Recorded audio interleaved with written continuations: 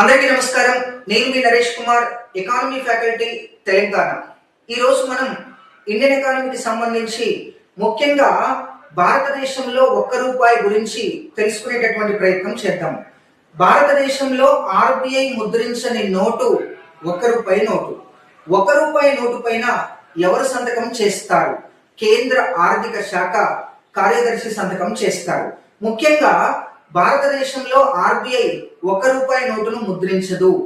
దేశంలో ₹1 నోటును కేంద్ర ప్రభుత్వం ముద్రిస్తుంది. కేంద్ర ఆర్థిక శాఖ కార్యదర్శి సంతకం చేత ఈ ₹1 నోట్ అనేటటువంటిది అమల్లోకి రావటం జరుగుతుంది. కాబట్టి భారతదేశంలో ఆర్బీఐ ముద్రించని నోటు ఏది? ₹1 నోటు. ₹1 నోటును ఎవరు ముద్రిస్తారు? కేంద్ర ప్రభుత్వం ముద్రిస్తుంది. ఎవరు సంతకం చేస్తారు? కేంద్ర ఆర్థిక శాఖ కార్యదర్శి సంతకం చేత ₹1 నోటు అమల్లోకి వస్తుంది.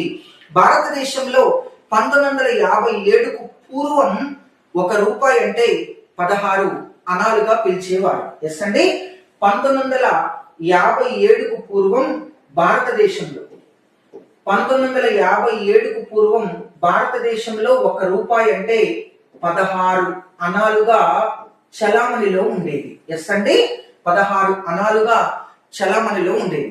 అయితే ఒక అనా అంటే 6 పైసలుగా చెప్పొచ్చు. ఒక అనా ఈజ్ ఈక్వల్ 6 పైసలుగా చెప్పేవారు. మరి 16 96 పైసలుగా వస్తుంది.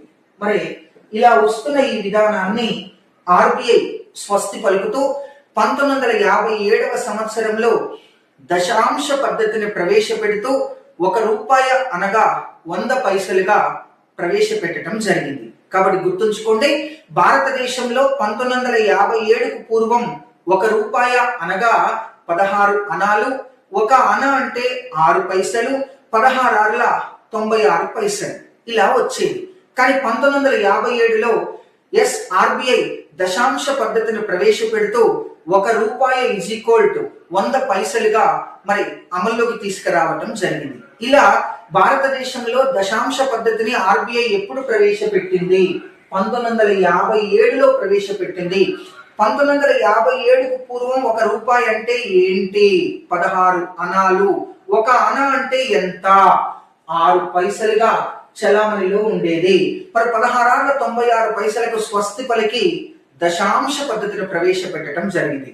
₹1 అనేది రకరకాల పరిభాషలో గతంలో స్వాతంత్రం రావడానికంటే ముందు భారత్లో చలామణిలో ఉంది.